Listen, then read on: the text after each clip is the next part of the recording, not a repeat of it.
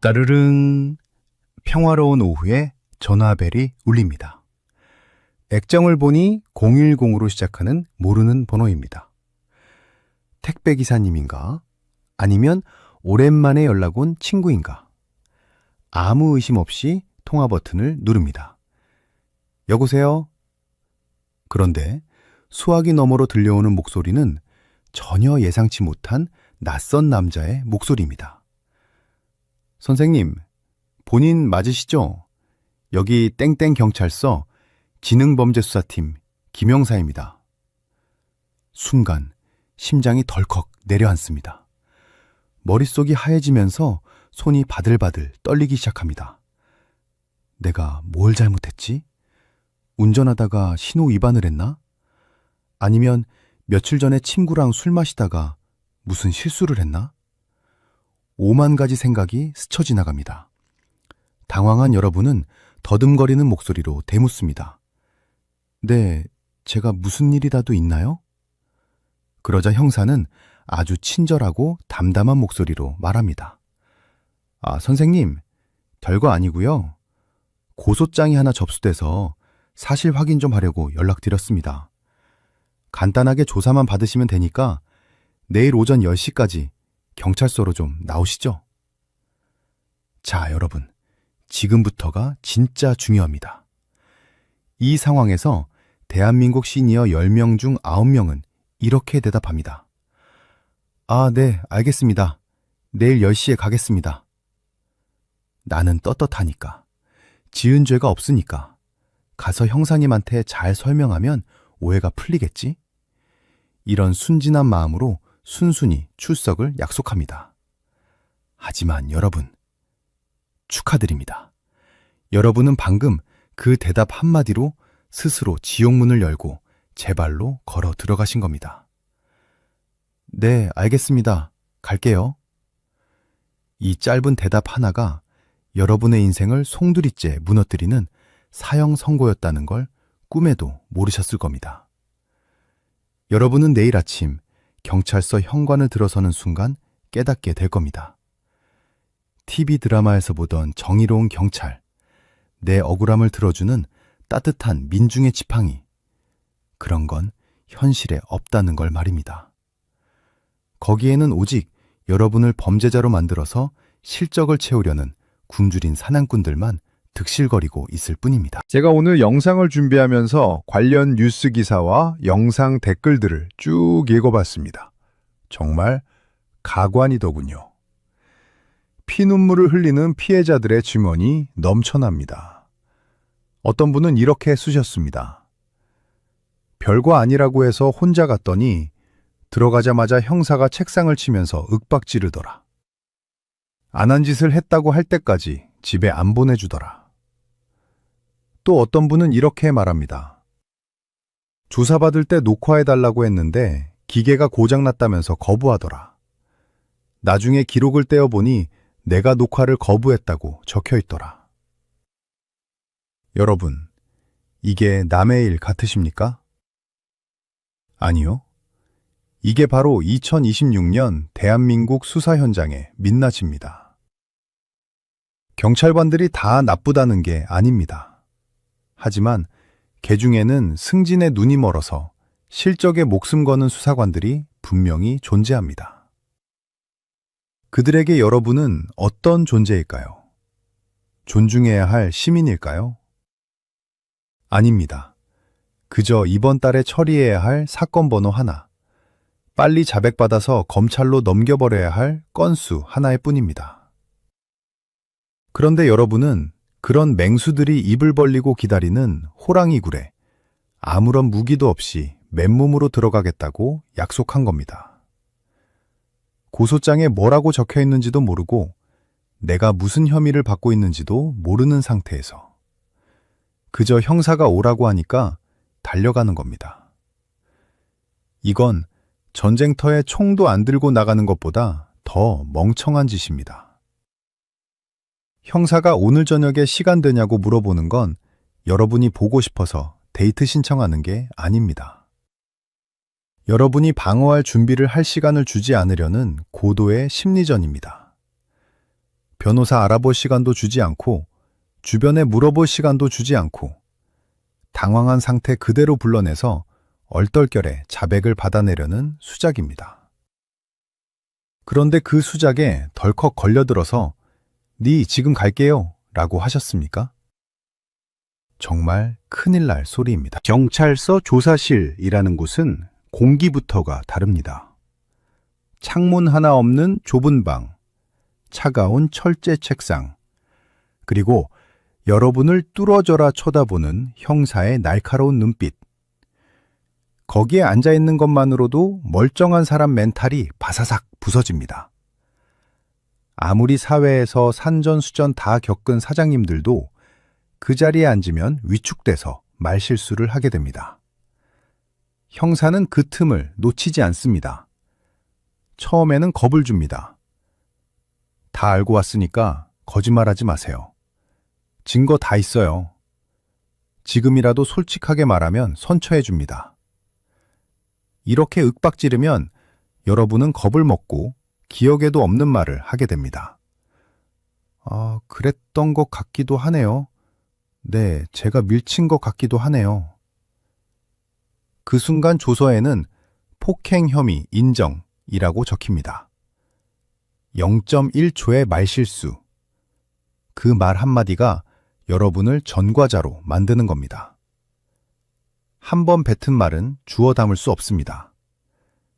나중에 법원에 가서 판사님 앞에서 울고 불고 해도 소용없습니다. 판사님은 여러분의 눈물을 믿지 않습니다. 경찰서에서 작성된 그 종이 쪼가리, 피의자 신문조서만 믿습니다. 거기에 여러분이 네, 제가 그랬어요 라고 적혀 있으면 그걸로 끝인 겁니다. 게임 오버입니다, 여러분. 평생 직장 잃고 싶으십니까? 가족들 얼굴 못 들고 감옥 가고 싶으십니까? 아니면 늙은 나이에 빨간 줄 그어져서 손가락질 받으며 살고 싶으십니까? 그게 아니라면 정신 똑바로 차려야 합니다. 경찰 전화 한 통이 여러분의 남은 인생을 결정합니다. 많은 분이 착각하십니다. 나는 죄가 없으니까 당당해. 진실은 밝혀질 거야. 죄송하지만 그런 순진한 생각은 쓰레기통에 갖다 버리십시오. 법은 진실을 밝혀주는 도구가 아닙니다. 법은 아는 사람만 보호해주는 아주 냉정한 칼입니다. 여러분이 아무리 억울해도 경찰 조사에서 말 한마디 잘못하면 그 칼날이 여러분의 목을 겨누게 됩니다. 오늘 저는 여러분에게 듣기 좋은 위로 따위는 하지 않을 겁니다. 변호사들이 하는 뜬구름 잡는 법률 용어 강의도 안 할 겁니다. 저는 오늘 여러분에게 경찰이라는 거대한 공권력과 싸워서 살아남는 실전 전투 기술을 알려드릴 겁니다. 형사가 파놓은 함정을 피하는 법, 유도신문을 역이용해서 형사를 당황하게 만드는 법, 그리고 내 입으로 뱉은 말을 법적 증거로 남기지 않는 치트키까지. 변호사들도 영업비밀이라며 절대 알려주지 않는 내용을 모조리 공개하겠습니다. 지금 이 영상을 보고 계신 분들 중에 혹시 경찰서에서 연락 올 일이 있는 분, 아니면 살면서 한 번이라도 남과 다퉜거나 돈 문제로 얽힌 적이 있는 분, 무조건 끝까지 보십시오. 지금 당장 일이 아니라고 넘기지 마십시오. 경찰 전화는 예고 없이 찾아옵니다. 오늘 저녁에 당장 여러분의 휴대폰이 울릴 수도 있습니다. 그때 가서 당황하면 늦습니다. 이미 수갑차고 유치장에 갇혀서 후회해봤자 아무도 여러분을 꺼내주지 않습니다. 내 인생은 내가 지키는 겁니다. 경찰을 믿지 마십시오. 형사의 친절함에 속지 마십시오. 오직 오늘 제가 알려드리는 이 3가지 생존 수칙만 믿으십시오. 자, 심호흡 한번 크게 하십시오. 지금부터 우리는 호랑이 굴로 들어갑니다. 하지만 걱정하지 마십시오. 저 강도훈이 여러분의 손에 아주 강력한 무기를 쥐어드리겠습니다. 준비되셨습니까? 그럼 시작합니다. 자, 그럼 도대체 그 첫 번째 통화에서 우리는 어떻게 대처해야 할까요? 형사가 내일 나오라고 하면 뭐라고 대답해야 할까요? 그 해답을 드리기 전에 먼저 여러분이 반드시 알아야 할 불편한 진실을 하나 말씀드리겠습니다. 형사가 여러분에게 전화를 걸었을 때 이미 그는 여러분에 대한 모든 공부를 마친 상태라는 겁니다. 이게 무슨 말이냐? 형사는 여러분에게 전화하기 전에 고소인이 낸 고소장을 수십 번 읽어봤습니다. 고소인이 제출한 증거자료도 다 검토했습니다.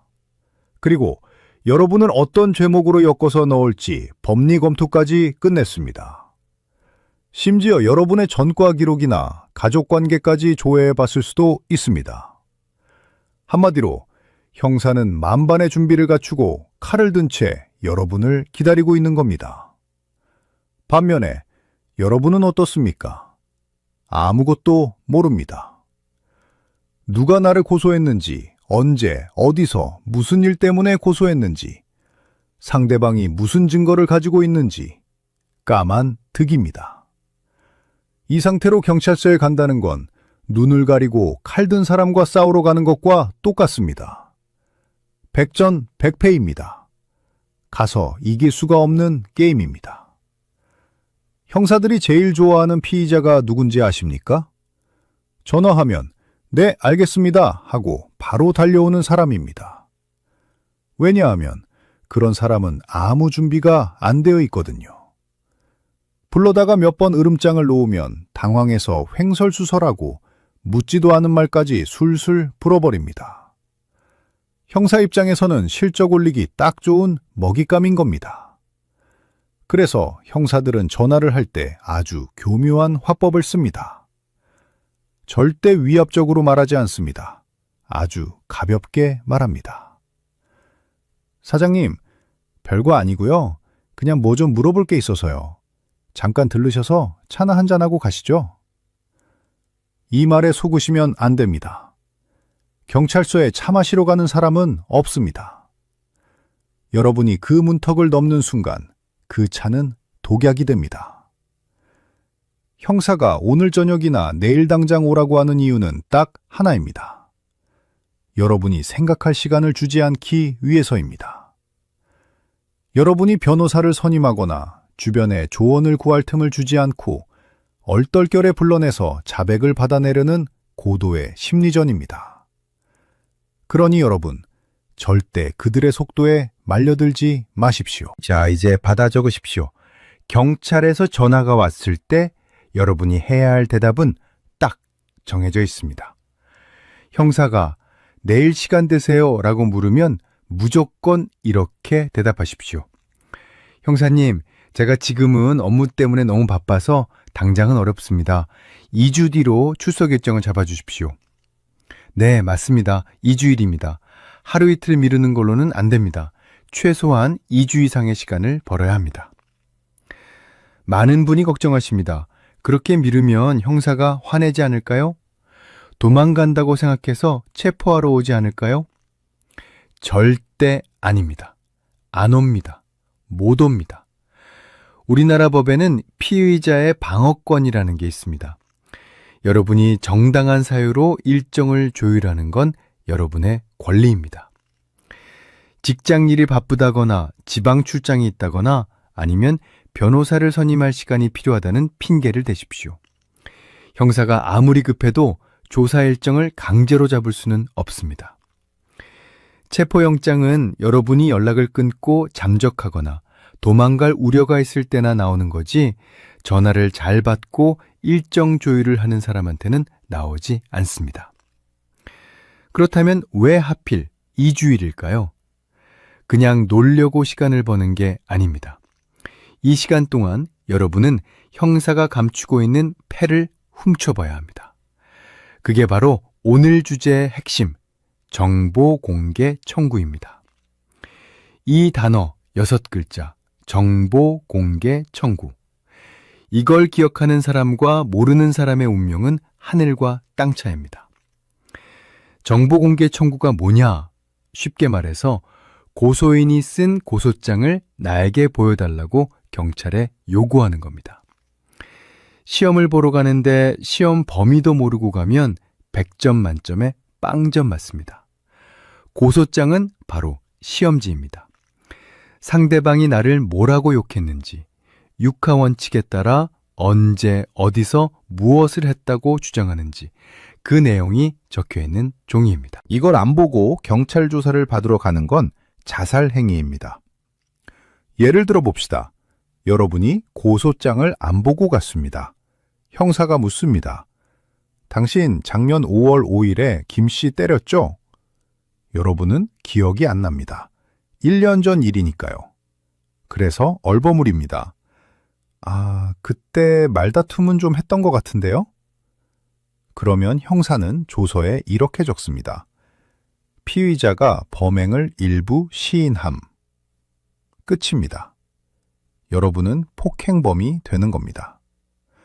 하지만 고소장을 미리 확보해서 읽어보고 갔다면 어떨까요? 고소장에 5월 5일에 주먹으로 얼굴을 쳤다고 적혀 있는 걸 봤습니다. 그러면 여러분은 기억을 더듬고 증거를 찾을 수 있습니다. 가만히 있어보자. 5월 5일이면 내가 지방 출장 갔던 날인데 카드 내역을 뒤져보니 부산에서 밥 먹은 영수증이 있습니다. 이게 바로 알리바이입니다. 여러분은 경찰서에 가서 당당하게 말할 수 있습니다. 형사님, 저는 그날 서울에 없었습니다. 여기 부산에서 밥 먹은 영수증 있습니다. 김 씨가 거짓말하는 겁니다. 이렇게 되면 상황이 역전됩니다. 형사는 여러분을 의심하는 게 아니라 거짓말한 고소인을 의심하게 됩니다. 이게 바로 정보공개 청구의 위력입니다. 정보공개 청구는 어렵지 않습니다. 경찰서까지 갈 필요도 없습니다. 집에서 인터넷으로 정보공개 포털이라는 사이트에 들어가서 신청하면 됩니다. 신청하고 나서 빠르면 일주일, 늦어도 열흘 안에는 고소장 복사본을 받을 수 있습니다. 그래서 제가 아까 2주일의 시간을 벌라고 말씀드린 겁니다. 고소장을 받아서 꼼꼼하게 읽어보고 분석할 시간이 필요하기 때문입니다. 형사들은 이 정보공개 청구를 정말 싫어합니다. 피의자가 내용을 다 알고 오면 수사하기가 까다롭거든요. 유도신문도 안 먹히고 함정도 피해가니까요. 그래서 어떤 악질 형사들은 전화를 하면 이렇게 말합니다. 사장님, 정보공개 청구 그거 해봤자 시간만 걸리고 별거 없어요. 그냥 와서 조사 받으시면 제가 보여드릴게요. 여러분, 이 말 믿으십니까? 절대 믿지 마십시오. 조사받으러 가서 보여달라고 하면 형사가 보여줄 것 같습니까? 절대 안 보여줍니다. 지금 조사 중이라서 안 됩니다 하고 말 돌리면 그만입니다. 반드시 조사받으러 가기 전에 내 손에 고소장을 쥐고 있어야 합니다. 고소장을 받으면 내용을 꼼꼼히 분석해야 합니다. 상대방 주장이 사실인지 아닌지, 과장된 건 없는지, 그리고 내 기억과 다른 부분은 무엇인지 하나하나 체크해야 합니다. 그리고 반박할 수 있는 증거, 문자 메시지나 통화 녹음이나 CCTV나 영수증 같은 걸 준비해야 합니다. 이렇게 준비된 상태로 경찰서에 가면 형사도 여러분을 함부로 대하지 못합니다. 이 사람은 만만한 상대가 아니구나. 법을 좀 아는 사람이구나 하고 긴장하게 됩니다. 태도가 공손해집니다. 자, 정리해드리겠습니다. 경찰에서 전화가 오면 첫째, 절대 쫄지 마라. 둘째, 지금은 바쁘니 2주 뒤에 가겠다고 당당하게 말해라. 셋째, 전화를 끊자마자 바로 인터넷으로 고소장 정보공개 청구를 해라.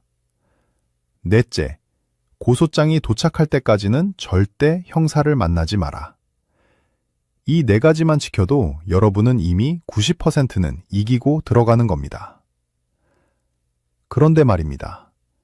이렇게 철저하게 준비해서 경찰서에 갔다고 칩시다. 고소장도 다 읽어보고 증거도 챙겼습니다. 자신만만하게 조사실 문을 열고 들어갑니다. 그런데 거기에는 또 다른 함정이 기다리고 있습니다. 형사들은 여러분이 고소장을 보고 올 거라는 걸 알면 플랜 B를 가동합니다. 바로 조사실 안에서의 심리전. 악마의 유도신문입니다. 고소장에 적힌 내용 말고 교묘하게 말을 돌려서 여러분의 입에서 기어이 자백을 받아내는 기술입니다. 많은 분이 여기서 무너집니다. 준비해간 답변은 하나도 못하고 형사의 페이스에 말려서 내내 하다가 도장을 찍고 나옵니다. 도대체 조사실 안에서는 무슨 일이 벌어지는 걸까요?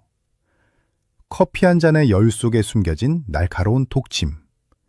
형사가 웃으면서 던지는 질문 속에 숨겨진 무서운 함정.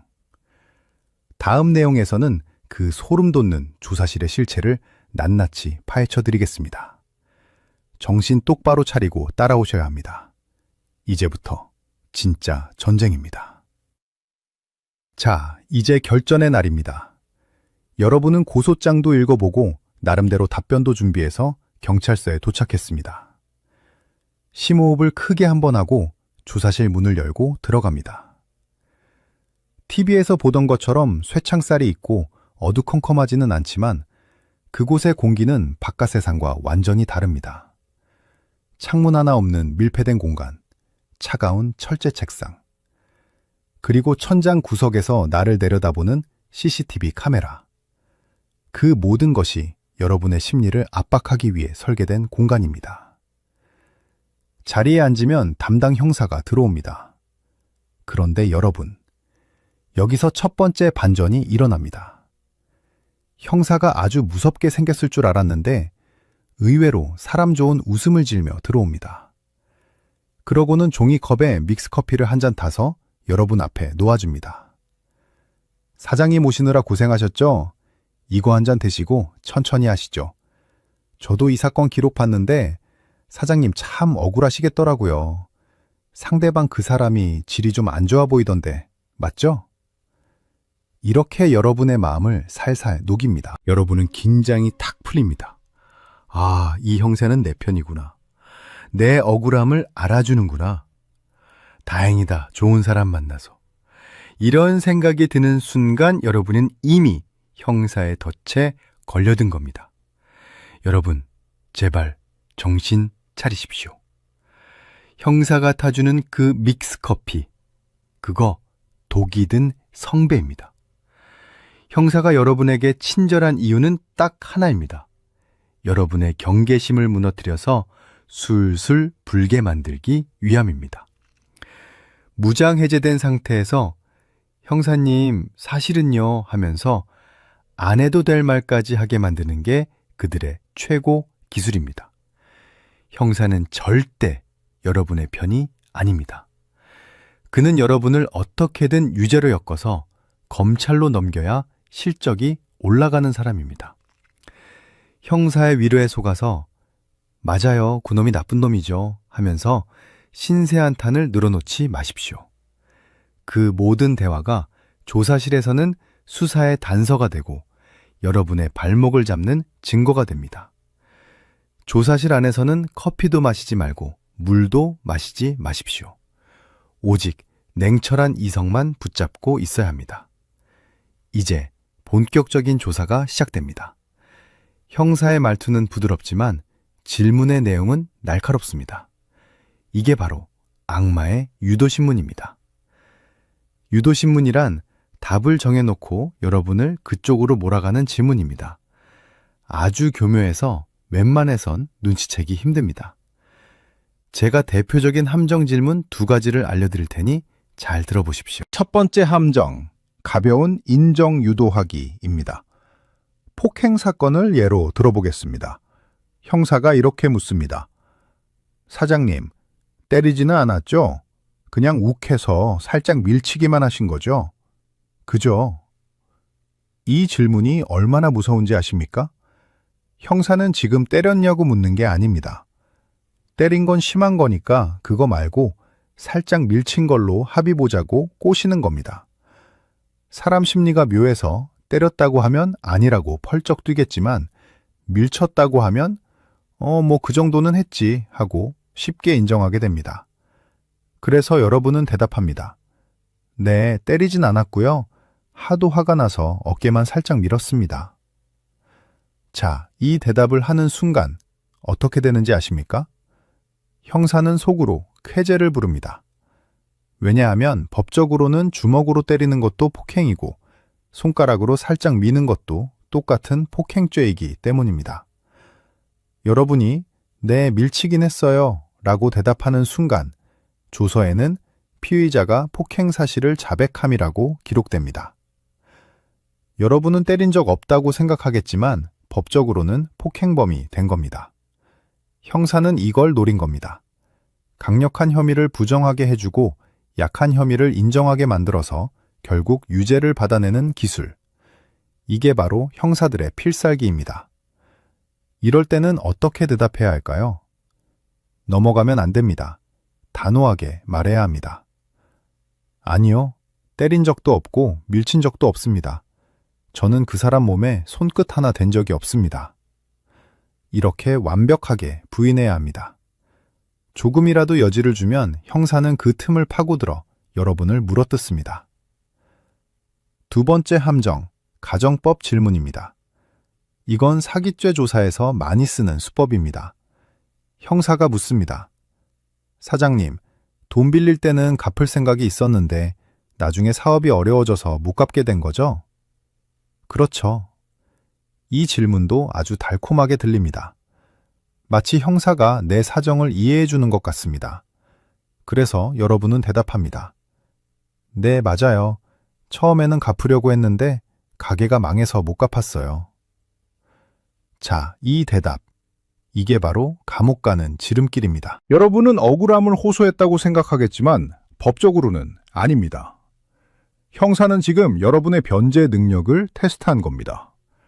처음부터 갚을 능력이 없으면서 돈을 빌리면 사기죄가 성립합니다. 그런데 여러분이 가게가 망해서 못 갚았다고 하면 돈을 빌릴 당시에는 갚을 능력이 충분했다는 걸 입증해야 합니다.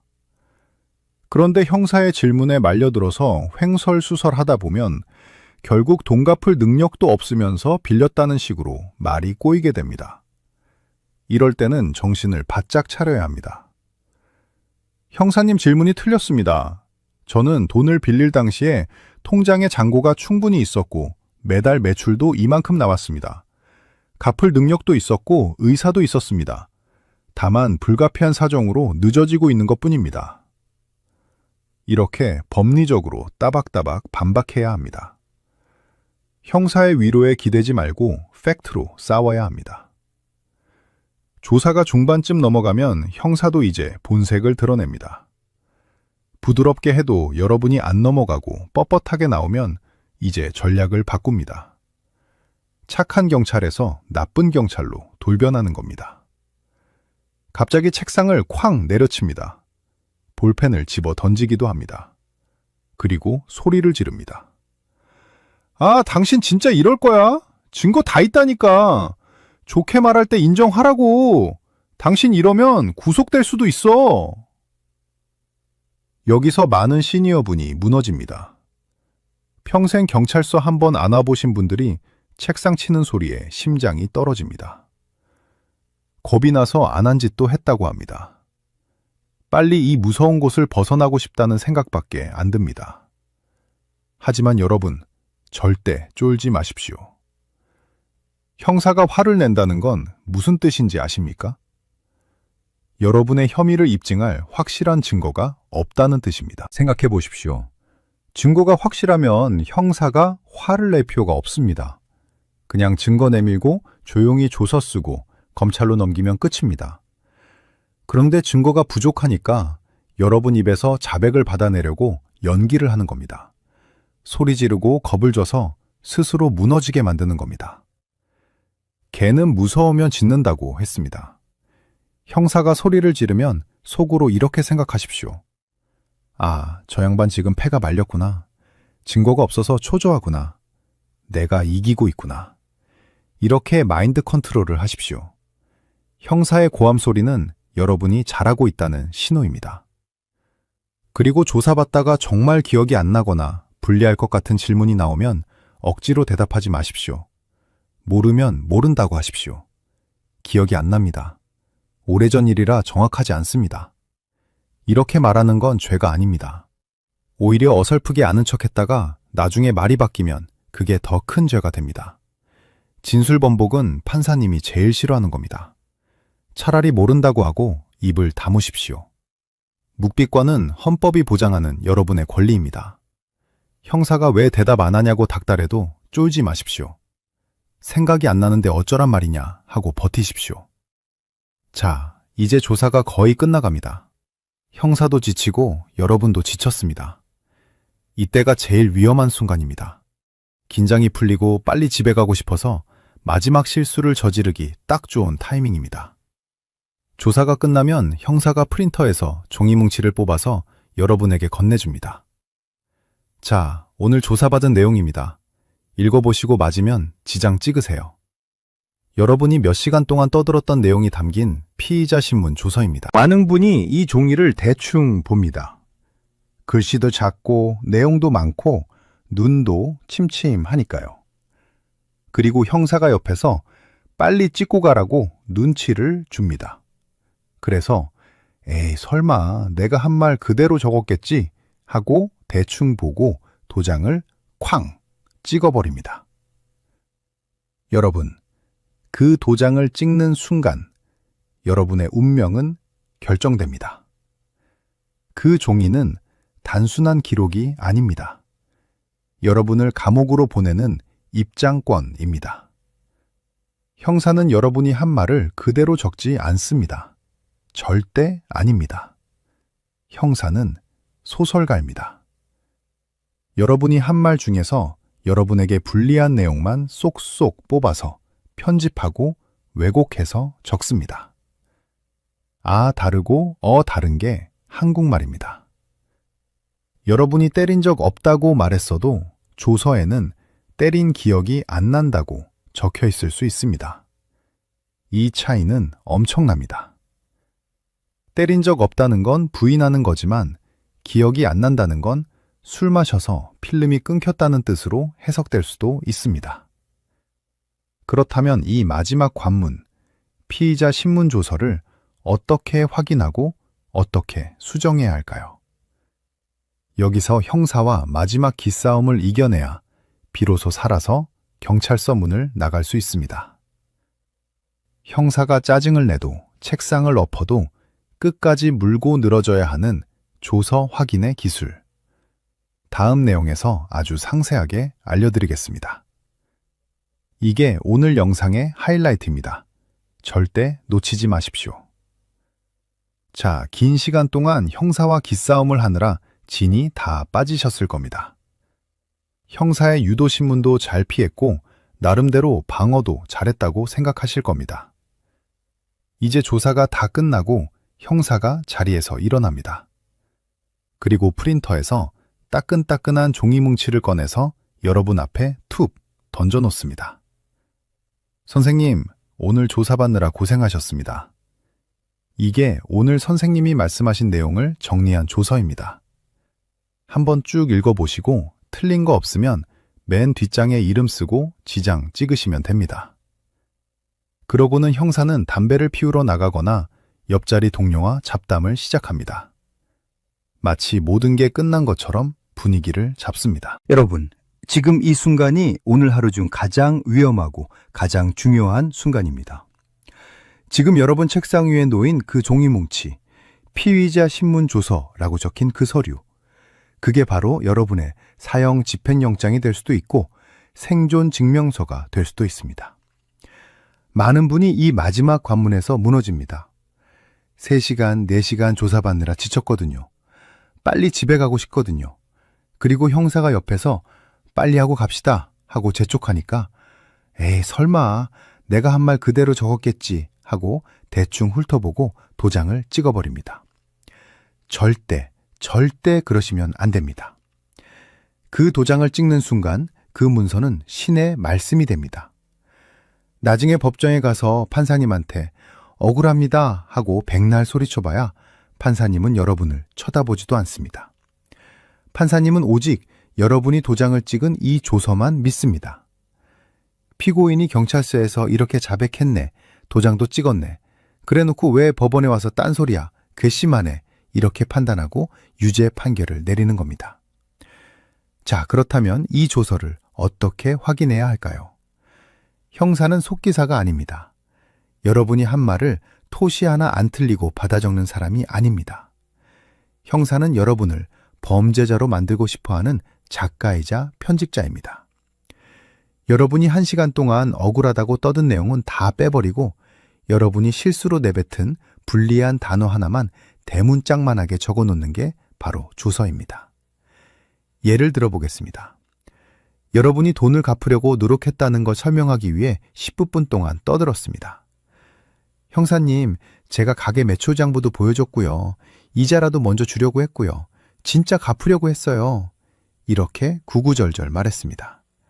그런데 조서에는 딱 한 줄 적혀 있습니다. 문, 피의자는 돈을 갚았습니까? 답, 아니요, 못 갚았습니다. 어떻습니까? 여러분의 노력과 억울함은 다 사라지고 돈을 떼먹은 악질 사기꾼의 자백만 남았습니다. 이게 조서의 마법입니다. 아다르고 어다른 정도가 아니라 흰색을 검은색으로 바꾸는 수준의 왜곡이 일어납니다. 그러니까 조서를 읽을 때는 대충 훑어보지 마십시오. 돋보기가 필요하면 돋보기를 꺼내십시오. 눈이 침침하면 형사한테 읽어달라고 하십시오. 한 글자 한 글자 손가락으로 짚어가면서 읽어야 합니다. 그리고 조금이라도 내 의도와 다르게 적힌 부분이 있다. 뉘앙스가 이상하다. 그러면 바로 손을 드십시오. 그리고 당당하게 요구하십시오. 형사님, 이 부분 수정해 주십시오. 저는 이렇게 말하지 않았습니다. 이때부터 형사와의 진짜 전쟁이 시작됩니다. 여러분이 수정을 요구하면 100이면 100, 형사들은 짜증을 냅니다. 아, 사장님, 그 말이 그 말이잖아요. 뜻은 똑같은데 뭘 그렇게 깐깐하게 구십니까? 지금 퇴근 시간 다 됐는데 빨리 하고 갑시다. 심한 경우에는 화를 내기도 합니다. 아니, 아까는 이렇게 말했잖아요. 왜 이제 와서 말 바꿔요? 당신, 이러면 진술벙벅으로 더 불리해져. 여러분, 여기에 쫄면 안 됩니다. 형사가 짜증을 낸다? 화를 낸다. 그건 여러분이 지금 아주 잘하고 있다는 증거입니다. 형사가 써놓은 소설이 마음에 안 들어서 여러분이 딴지를 거니까 형사 입장에서는 자기 계획이 틀어져서 화가 나는 겁니다. 여러분의 목숨이 달린 일입니다. 형사, 퇴근 시간이 중요합니까? 여러분의 인생이 중요합니까? 형사가 책상을 치든 소리를 지르든 눈 하나 깜짝하지 말고 버티십시오. 똑바로 눈을 쳐다보고 말하십시오. 형사님, 이 조서는 제가 감옥에 갈 수도 있는 중요한 서류입니다. 저는 제가 말한 대로 고쳐주지 않으면 절대 도장 못 찍습니다. 조사 밤새워도 좋으니까 다 고쳐주세요. 이렇게 강하게 나가야 합니다. 여러분이 버티면 형사는 어쩔 수 없이 고쳐줄 수밖에 없습니다. 왜냐하면 피의자가 동의하지 않는 내용은 조서에 남길 수 없기 때문입니다. 구체적으로 어떻게 고쳐야 하느냐? 기억이 안 난다를 안 했다로 바꾸십시오. 대충 그랬던 것 같다를 정확히 기억나지 않으므로 확답할 수 없다로 바꾸십시오. 미묘한 차이지만 법정에서는 하늘과 땅 차이입니다. 특히 여러분의 억울함을 호소한 내용이 빠져 있다면 반드시 넣어달라고 하십시오. 형사님, 제가 아까 사기꾼한테 속았다고 말한 내용 왜 뺐습니까? 그 내용도 그대로 넣어주세요. 이렇게 요구해서 여러분의 주장이 조서의 기록으로 남게 만들어야 합니다. 만약에 형사가 죽어도 못 고쳐주겠다고 배짱을 부리면 어떻게 할까요? 그때 쓸 수 있는 최후의 무기가 있습니다. 바로 날인 거부권입니다. 조서 맨 마지막 장에 서명하고 도장 찍는 걸 거부하는 겁니다. 이건 여러분의 법적 권리입니다. 여러분의 서명과 날인이 없는 조서는 법적으로 아무런 효력이 없습니다. 그냥 휴지 조각입니다. 형사가 몇 시간을 고생해서 쓴 소설이 쓰레기가 되는 겁니다.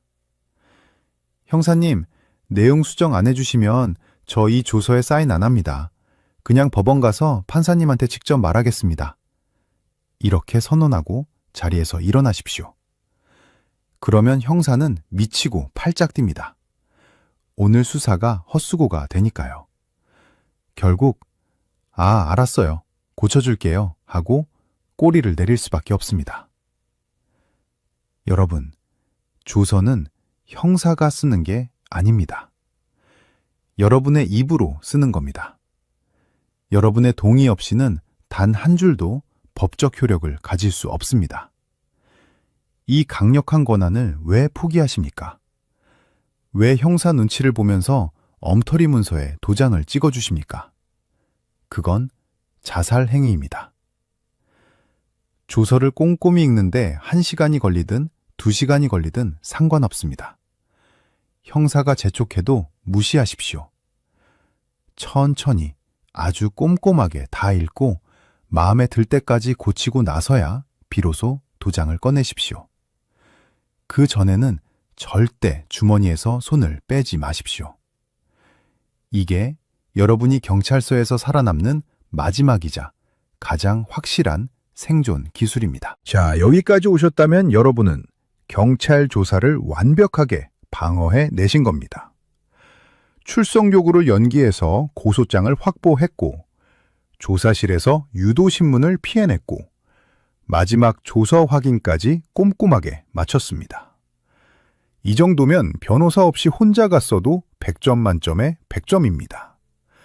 형사도 여러분을 보면서 혀를 내두를 겁니다. 이 사람 보통이 아니구나. 함부로 건드리면 안 되겠구나. 하지만 아직 안심하기는 이릅니다. 경찰서 문을 나서서 집에 가는 길, 그리고 그 이후에 벌어질 일들에 대해서도 우리는 대비를 해야 합니다. 싸움은 끝날 때까지 끝난 게 아닙니다. 마지막으로 여러분이 가져야 할 마음가짐, 그리고 이 모든 과정을 관통하는 단 하나의 핵심 원칙, 깔끔하게 정리해드리겠습니다. 이 영상을 보고 계신 시니어 여러분, 여러분의 노후는 여러분이 지켜야 합니다.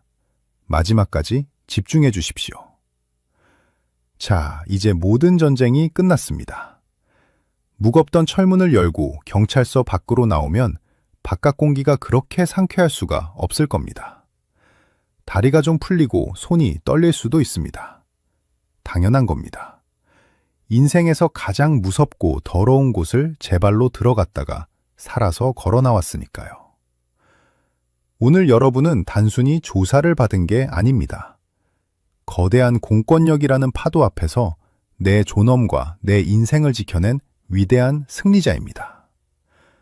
마지막으로 여러분께 당부드리고 싶은 말씀이 있습니다. 제가 오늘 수많은 기술을 알려드렸지만 이 모든 기술보다 더 중요한 건 바로 여러분의 마음가짐, 즉 멘탈입니다. 경찰서 갈 때 변호사를 데려가면 좋겠죠? 하지만 돈이 없어도 백이 없어도 절대 기죽을 필요 없습니다. 여러분이 죄인이 아니라는 사실, 그리고 헌법이 보장하는 정당한 방어권이 있다는 사실만 잊지 않으면 대한민국 경찰청장이 와도 여러분을 함부로 건드릴 수 없습니다. 많은 시니어분이 경찰서만 가면 죄인처럼 고개를 숙입니다. 형사 눈도 못 마주치고 비굴하게 굽신거립니다. 제발 그러지 마십시오. 형사는 여러분의 주인이 아닙니다. 여러분이 낸 세금으로 월급 받는 공무원일 뿐입니다. 여러분이 당당해야 형사도 여러분을 존중합니다. 여러분이 쫄아있으면 형사는 여러분을 먹잇감으로 보고 달려듭니다. 어깨 펴십시오. 눈 똑바로 뜨십시오. 그리고 할 말은 하고 따질 건 따지십시오. 그게 여러분의 노후를 지키는 가장 강력한 무기입니다. 자, 오늘 배운 내용, 이거 하나만 기억하면 감옥 갈 일 없습니다. 머릿속에 문신처럼 새기십시오.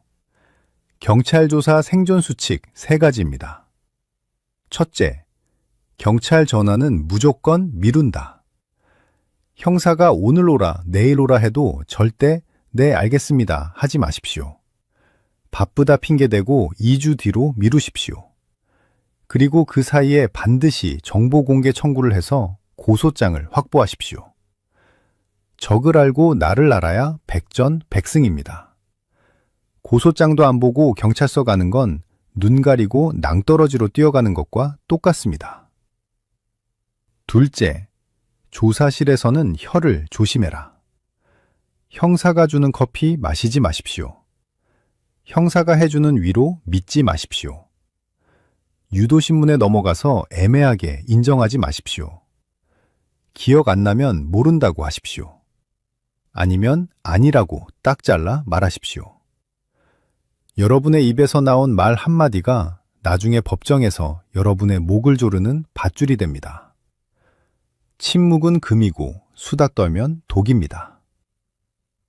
셋째, 조서는 끝까지 의심하고 고쳐라. 조사가 끝나고 주는 종이뭉치, 대충 읽고 도장 찍지 마십시오. 형사가 퇴근하고 싶어서 안달을 내도 무시하십시오. 한 글자 한 글자 다 읽고 토시 하나라도 틀리면 고쳐달라고 소리치십시오. 안 고쳐주면 도장 못 찍는다고 배를 째십시오. 여러분의 동의 없는 조서는 그냥 휴지 조각입니다. 이 강력한 권한을 절대 포기하지 마십시오. 여러분, 세상이 참 무섭습니다. 보이스피싱 사기꾼도 무섭지만 실적에 눈이 멀어 죄 없는 사람을 범죄자로 모는 일부 경찰들도 무섭습니다. 이런 각박한 세상에서 내 몸 하나 지키려면 우리가 똑똑해지는 수밖에 없습니다.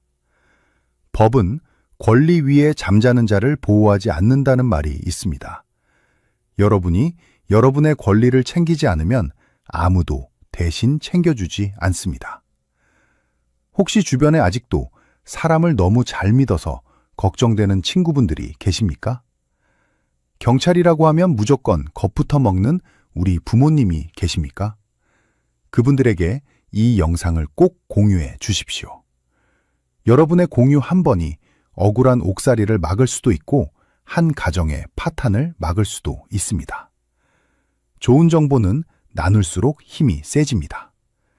저 강도우는 앞으로도 세상의 모든 위협으로부터 우리 시니어 여러분을 지키기 위해 가장 먼저 달려가겠습니다.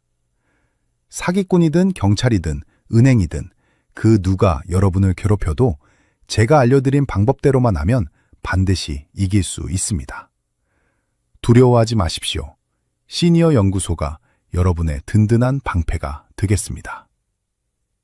오늘 내용이 도움이 되셨다면 구독과 좋아요 부탁드립니다. 여러분의 응원이 제가 더 독하고 센 놈들과 싸울 수 있는 힘이 됩니다. 지금까지 시니어 연구소 강도훈이었습니다. 감사합니다.